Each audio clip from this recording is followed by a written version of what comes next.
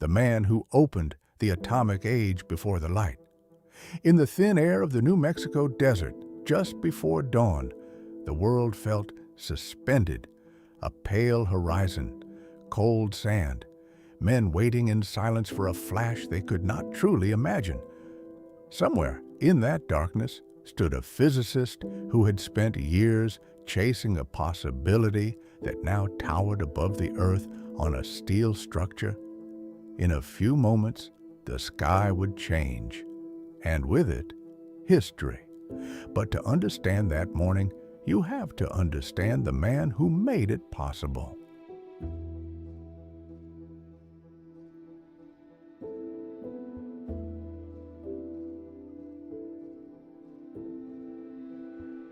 A mind built for the invisible. Julius Robert Oppenheimer was born in 1904 in New York City into a cultured and intellectually ambitious family. From an early age, he lived more comfortably in ideas than in ordinary life. He studied minerals as a child, languages as a teenager, and physics as if it were a doorway into the hidden structure of reality. At Harvard, he moved through courses with restless intensity, absorbing chemistry, philosophy, literature, and mathematics. Later in Europe, he studied quantum mechanics at a time when the field itself was being invented. Those who met him noticed contradictions. He was brilliant, but withdrawn, charismatic, yet distant, confident in intellect, uncertain in self. Physics gave him something few things did: clarity. Inside equations, the universe behaved logically. Outside them, human motives rarely did.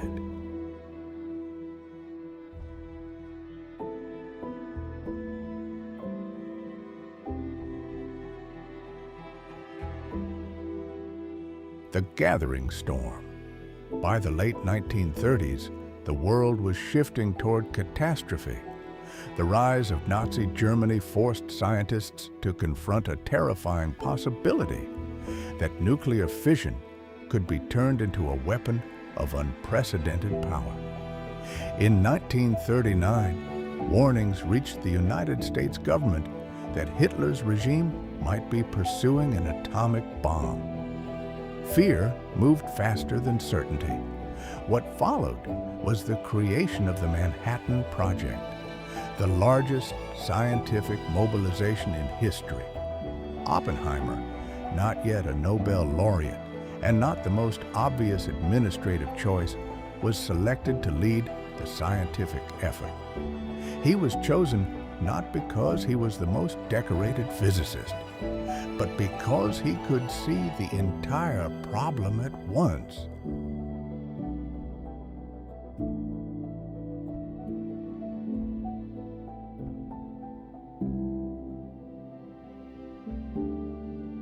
The City of Secrets. In 1943, on a remote plateau in New Mexico, the laboratory at Los Alamos came alive. Scientists arrived from across the country and Europe, many fleeing fascism, many aware they were racing time itself. They worked behind fences under surveillance, bound by secrecy. Oppenheimer became the intellectual center of the project. He listened, synthesized, encouraged, challenged. He translated complex physics into direction. Yet beneath the urgency lay a moral paradox. They were not building a discovery. They were building a weapon. At first, the justification felt clear. If Nazi Germany developed the bomb first, the world might not survive it. But by 1945, Germany had already surrendered. The project continued. Momentum had overtaken intention.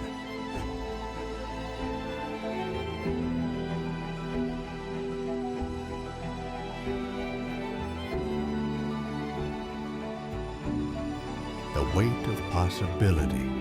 Oppenheimer understood more clearly than most that they were not merely solving an engineering problem. They were altering the scale of human power. He read philosophy late into the night. He discussed ethics with colleagues. He absorbed the implications faster than he expressed them.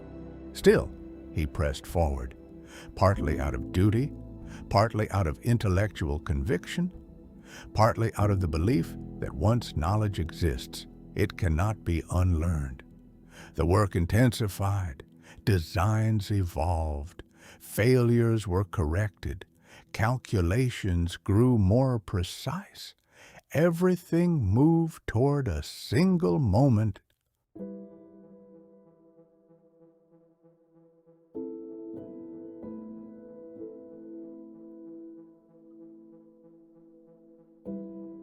Trinity, on July 16, 1945, at the test site known as Trinity Site, the first nuclear device was detonated.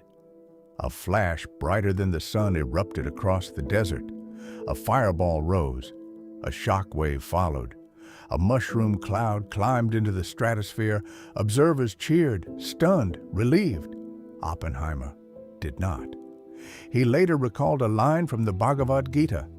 "Now I am become death, the destroyer of worlds." The words captured something deeper than success. They captured recognition. Because in that moment, the question was no longer whether the bomb would work. It was what it would mean that it did.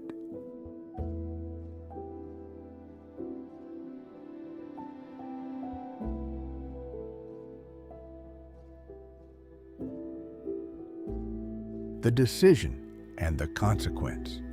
Weeks later, atomic bombs fell on Hiroshima and Nagasaki. The war ended. Celebrations erupted across the United States. To many, the bomb had saved lives by preventing a prolonged invasion. To others, it had revealed a new and terrifying threshold of destruction. Oppenheimer felt both realities simultaneously.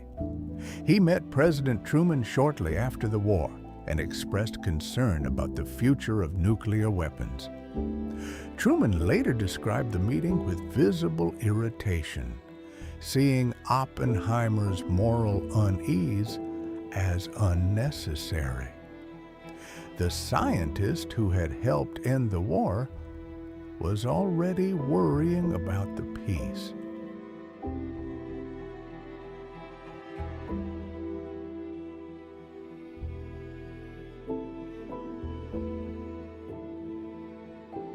The fall from influence.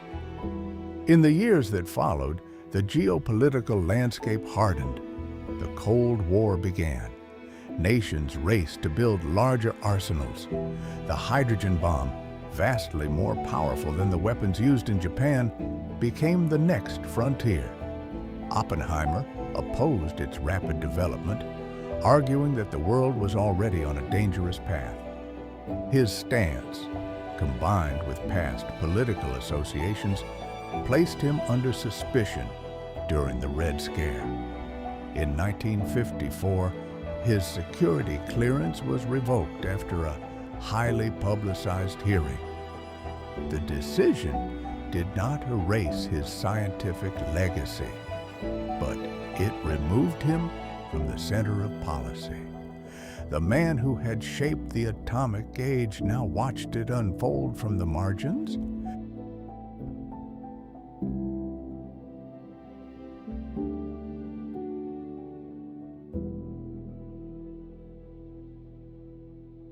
The psychological reckoning. For the rest of his life, Oppenheimer lived with a complicated legacy. He was celebrated as a brilliant physicist, criticized as a political liability, remembered as the father of the atomic bomb. But internally, the question remained unresolved. Had he prevented a greater catastrophe, or had he introduced a permanent one? Those who knew him later described a man reflective, sometimes melancholic, deeply aware that the world he helped create could never return to its previous state.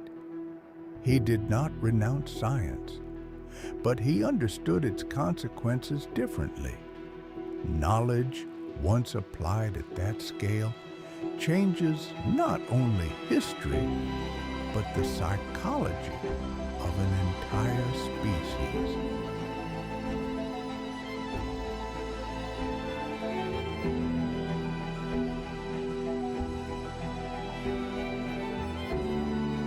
The irreversible threshold. What changed in 1945 was not just warfare. It was the concept of human capability. For the first time, humanity possessed the means to end civilization in a matter of hours. Strategy, diplomacy, fear, and deterrence became intertwined in ways never seen before. Every international crisis carried an invisible backdrop: the possibility of nuclear escalation. The atomic bomb did not simply alter military power. It altered how humanity imagined its future. Oppenheimer saw that clearly, perhaps more clearly than anyone else present at the creation.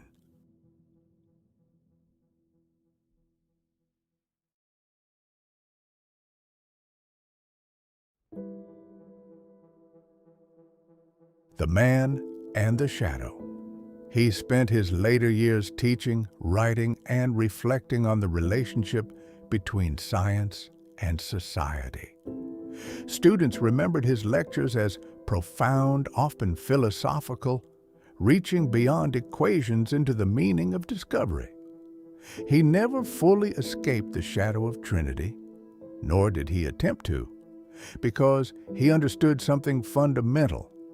The atomic age was not an accident. It was the natural outcome of curiosity combined with conflict.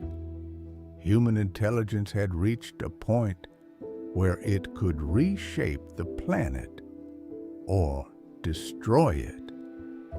And that realization would outlive him.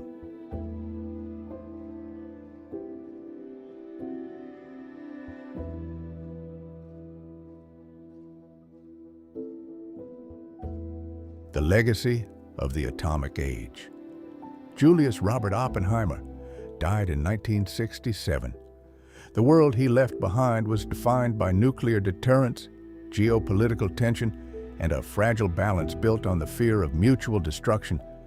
Yet, his legacy is not confined to the bomb.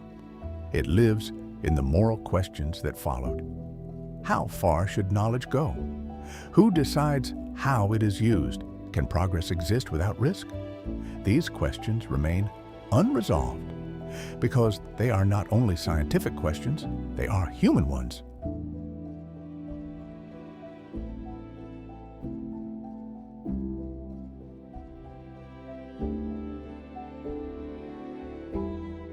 The lasting reflection. The story of Oppenheimer is not simply the story of a physicist.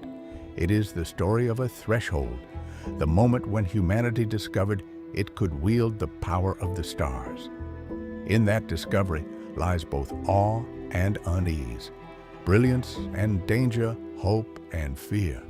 He did not act alone. He did not create the forces he studied. But he stood at the intersection where theory became irreversible reality. And since that moment, the world has lived with a new awareness that intelligence can illuminate the universe and also cast a shadow large enough to cover it.